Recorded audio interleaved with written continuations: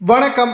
திராவிட முன்னேற்ற கழகத்தினருக்கும் விடுதலை சிறுத்தை கட்சிக்கும் இடையே ஏற்பட்ட மோதல், போலீஸ் குவிப்பு. நண்பர்களே, இந்த வீடியோவிற்கு ஒரே ஒரு லைக் மற்றும் சப்ஸ்கிரைப் பண்ணிருங்க. பெரம்பலூர் மாவட்டம் குன்னம் பேருந்து நிலையம் பகுதியில் மிகப்பெரிய ஒரு பிரச்சனை. தமிழ்நாட்டில் திமுக ஆட்சியை இழந்த பிறகு திமுகவின் தூண்டுதலின் பெயரில் இந்த போராட்டம் நடைபெற்றதா? பிரச்சனைகளில் சட்டம் ஒழுங்கு மிகவும் மோசமாக இருக்கிறது என்பதை ஸ்டாலின் அவர்கள் கூற வேண்டும் என்பதற்காக இந்த திட்டம் போடப்பட்டதா? உண்மை என்ன? எதற்காக இந்த போராட்டம் பிரச்சனையாக மாறியது என்பதை இந்த வீடியோவில் நாம் முழுமையாக பார்க்க போகிறோம். ஆதாரங்களுடன் நாம் பார்க்க போகிறோம். திராவிட முன்னேற்ற கழகத்தின் கூட்டணியில் இருந்த விசிக மற்றும் முஸ்லீம் லீக், கம்யூனிஸ்ட், காங்கிரஸ், விடுதலை சிறுத்தைகள் தற்பொழுது தாவேகாவிற்கு ஆதரவுகளை கொடுத்து அமைச்சரவையில் இடமும் பெற்றுவிட்டது.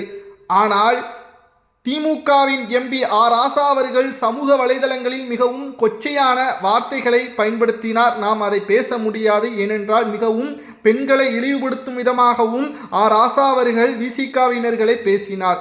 என்றைக்குமே திமுகவின் பிடியில்தான் விசிக இருக்க வேண்டும், அவர்கள் அதிகாரத்திற்கு வரக்கூடாது என்பது திமுகவின் எண்ணம் என்ற நோக்கத்துடன் தான் நாங்கள் அதிகாரத்திற்கு வந்தால் திமுகவிற்கு அச்சமா என்ற கேள்விகளோடு ஆர் ராசா அவர்களது வார்த்தைகளுக்கு எதிராக பெரம்பலூர் மாவட்டம் குன்னம் பேருந்து நிலையம் பகுதியில் விசிகாவினர் ஆர் ராசாவிற்கு எதிராக போராட்டத்தை அனுமதி பெற்று நடத்தினார்கள்.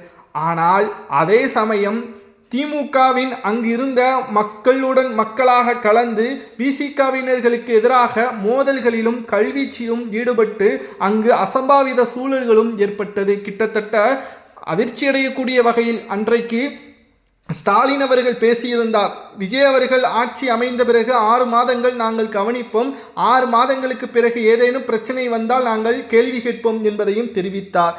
ஆனால் அவர் கூறியது முற்றிலும் தவறானது. 23 நாட்கள் கூட இன்னும் முடியவில்லை. திமுகவின் உண்மையான முகம் என்னவென்று தற்பொழுது நேரடியாக நம்மால் பார்க்க முடிகிறது. முதல்வன் படத்தில் என்றைக்கு ரகுவரன் அவர்கள் எப்படி பேசுவார், அந்த மிகப்பெரிய ஒரு பஸ் நிலையத்தில் ஏற்பட்ட போராட்டத்தை அடக்குமுறையாக பயன்படுத்துவார். அதே போலதான் தற்பொழுது இன்று ஸ்டாலின் அவர்கள் செய்து கொண்டிருக்கிறார். விஜய் அவர்களை மக்களிடம் எதிரியாகவும் வில்லனாகவும் பார்க்க வேண்டும் என்பதற்காக இந்த செயலில் ஈடுபட்டு திமுகவின் ஆட்சியில் சட்ட ஒழுங்கு 100% நன்றாக இருந்தது போல் பேசுகிறார். ஆனால் கடந்த 5 ஆண்டுகளில் பல்வேறு பிரச்சனைகள், அசம்பாவிதங்கள், குழந்தைகளுக்கு பாதுகாப்பு இல்லாதது, ஏன் ஸ்டாலின் அவர்களது அண்ணன் மகன் மு.க. அழகிரியின் மகனே போதையில் மாடியிலிருந்து கீழே விழுந்து கிட்டத்தட்ட பல வருடங்கள் அவர் ஹோமோஸ்டேஜுக்கு சென்றதும் குறிப்பிடத்தக்கது. அவரது வீட்டு பிள்ளை போதைக்கு அடிமையானதை கூட தடுக்க முடியாத ஆட்சிதான் திமுக என்பதையும் நாம் மறந்துவிடக் கூடாது. தற்பொழுது விஜய் அவர்களுக்கு எதிராக பல்வேறு நடவடிக்கைகளை மேற்கொண்டு பெரம்பலூர் மாவட்டம் குன்னம் பேருந்து நிலையில் கிட்டத்தட்ட 4 மணி நேரம் போலீஸ் பாதுகாப்புகள் குவிக்கப்பட்டு அசம்பாவிதங்கள் எதுவும் நடைபெறக்கூடாது என்பதற்காக விஜய் அவர்கள் நேரடியாக கட்டுப்பாட்டு அறைக்கு சென்று ஆய்வுகளையும் நடத்தியுள்ளார். அதில்தான் திமுகவினர்கள் திட்டமிட்டே இந்த போராட்டத்தை முன்கூட்டியே அறிந்து பிரச்சனைகள் செய்ய வேண்டும் என்பதற்காக தற்பொழுது நாடகமாடியதும் குறிப்பிடத்தக்கது. விசிகாவினர்கள் என்றைக்குமே திமுகவின் கைக்குள் இருக்க வேண்டும், அடிமையாக இருக்க வேண்டும், தான் மட்டும்தான் ஆட்சி அதிகாரத்திற்கு வர வேண்டும் என்று நினைப்பதாக தற்பொழுது ஒட்டுமொத்தமான திமுகவின் எண்ணம் இதுதான். அதுபோல திராவிட முன்னேற்ற கழகத்தின் ஆட்சி அதிகாரத்தில் 100% பாதுகாப்பு இருந்ததாக திமுக நாடகமாடிக்கொண்டிருக்கிறது. உண்மைகளை நாம் ஒவ்வொன்றாக வெளிக்கொண்டு வந்தால் நிச்சயம் எதிர்க்கட்சியாக கூட திமுக இருக்காது.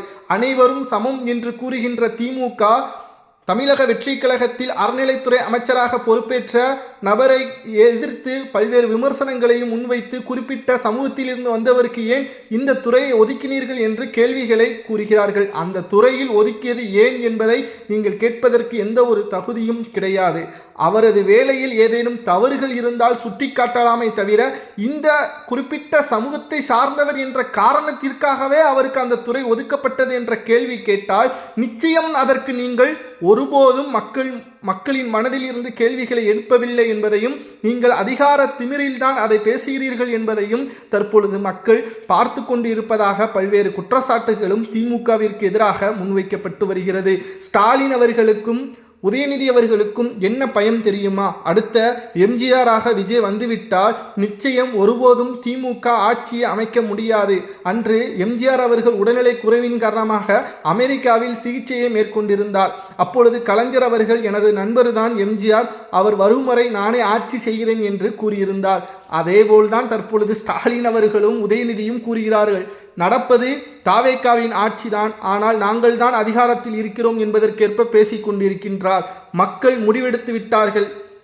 இனி திமுக ஆட்சிக்கு வர வேண்டாம். அவர்களது ஒட்டுமொத்தமான ஊழல்கள் கிட்டத்தட்ட கடந்த ஆட்சியில் மட்டுமே 6 லட்சம் கோடி கடன் வந்ததற்கு காரணமே என்னவென்பது தற்பொழுது படிப்படியாக ஒவ்வொரு துறைகளில் இருந்தும் தெரிய வந்துள்ளது.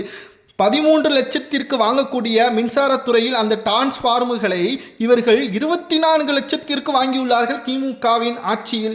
அதேபோல 80 வாகனங்கள் கிட்டத்தட்ட 6 கோடிக்கு வாங்கக்கூடிய வாகனங்களை இவர்கள் 18 கோடிக்கு வாங்கியுள்ளார்கள் என்பதும் தெரிய வந்துள்ளது. இப்படி ஒவ்வொரு துறைகளிலும் ஊழல்கள் மட்டுமே செய்து கொண்டிருக்கின்ற திமுக நிச்சயம் தமிழ்நாட்டு மக்களுக்கு எப்படி உதவும்? தற்பொழுது விசிகாவிற்கும் திமுகவிற்கும் இடையே ஏற்பட்டுள்ள மோதல்கள் சென்னையை ஏற்படுத்திவிடாது கூடாது என்பதற்காக பல்வேறு போலீஸ் பாதுகாப்புகளும் சென்னையிலும் குவிக்கப்பட்டுள்ளது. இன்று பெரம்பலூரில் நடைபெற்ற இந்த மிகப்பெரிய அளவிலான பாதிப்பு மக்களது பிரச்சனைகளை முதல்வர் விஜய் அவர்கள் பார்த்து கொண்டுதான் இருக்கிறார். நிச்சயம் சட்டசபையில் பதற்றமான ஒரு சூழல்களை திமுக ஏற்படுத்தும். ஆனால் அதற்கான ஆதாரங்களை விஜய் அவர்கள் தயாராகத்தான் வைத்திருக்கிறார். திமுகவிற்கு தற்பொழுது தேவை சட்ட ஒழுங்கு பிரச்சனைகளை கையில் எடுத்து திமுக தான் சிறந்த ஆட்சியை கொடுத்தது, விஜய் அவர்களுக்கு அரசாங்கம் நடத்த தெரியவில்லை என்பதை மக்கள் மத்தியில் கொண்டு செல்வதற்கான ஒரு பிம்பத்தை தான் ஏற்படுத்தி வருகிறது. காங்கிரஸ் திமுகவின் முதுகில் குத்தியதாக திமுகவின் நிர்வாகிகள் கூறுகிறார்கள். அன்று பாஜக ஆட்சி அமைக்க வேண்டும் என்ற ஒரு சூழல் இருந்த பொழுது காங்கிரஸை கழட்டிவிட்டு திமுக அன்று பாஜகவின் வாஜ்பாயை பிரதமராக மாற்றுவதற்கு எப்படி அனுமதி வழங்கினார் என்ற ஒரு கேள்விகளையும் கேட்க வருகிறது அல்லவா? அதே போல நாம் இப்பொழுது இப்படி வருவோம். திமுக எப்படி 107 தொகுதிகளை வெற்றியடைந்துள்ளது. விஜய் அவர்கள் தற்பொழுது 107 தொகுதிகளில் வெற்றியடைந்தாரா? அதே போல திமுகவும் 107 தொகுதிகள் வெற்றியடைந்துள்ளது. அதே போல திமுகவிற்கு ஆதரவாக இருக்கக்கூடிய விசிக, முஸ்லீம் லீக் அப்படியே அதே தொகுதிகளில் வெற்றியடைந்து 2 தொகுதிகளில் வெற்றியடைந்து இருக்கிறார்கள். இப்பொழுது கூட்டணி கட்சிகள் முதல்வராக ஸ்டாலின் வரட்டும் என்று கூறினாலும் முஸ்லிம்களுக்கோ அல்லது விசிகாவினர்களுக்கோ அமைச்சர் பதவியே ஸ்டாலின் கொடுப்பாரா? இப்பவும் தொங்கு சட்டசபை தானே. அப்பொழுது ஸ்டாலின் அவர்கள் அமைச்சரவை கொடுப்பதற்கு சாத்தியமா என்று கேட்டால் 1% கூட சாத்தியமே கிடையாது. இங்கு தமக்கு கீழ் இருக்கக்கூடியவர்கள் அதிகாரத்திற்கு வரக்கூடாது, குறிப்பிட்ட சமூகத்தினர்கள் இந்த துறையை பெறக்கூடாது என்பதுதான் திமுகவின் நோக்கமாக இருப்பதாகவும் தற்பொழுது அரசியல் வட்டாரங்களில் கூறப்படுகிறது. நண்பர்களை நீங்களே கமெண்ட் வாயிலாக கூறுங்கள். இந்த பிரச்சனைகளை லா அண்ட் ஆர்டரை மீறக்கூடிய வகையில் திமுக செய்யக்கூடிய நடவடிக்கைகளுக்கு என்ன தண்டனை வழங்கலாம் என்பதை மட்டும் மறக்காம கமெண்ட் வாயிலாக கூறுங்கள். நன்றி, வணக்கம்.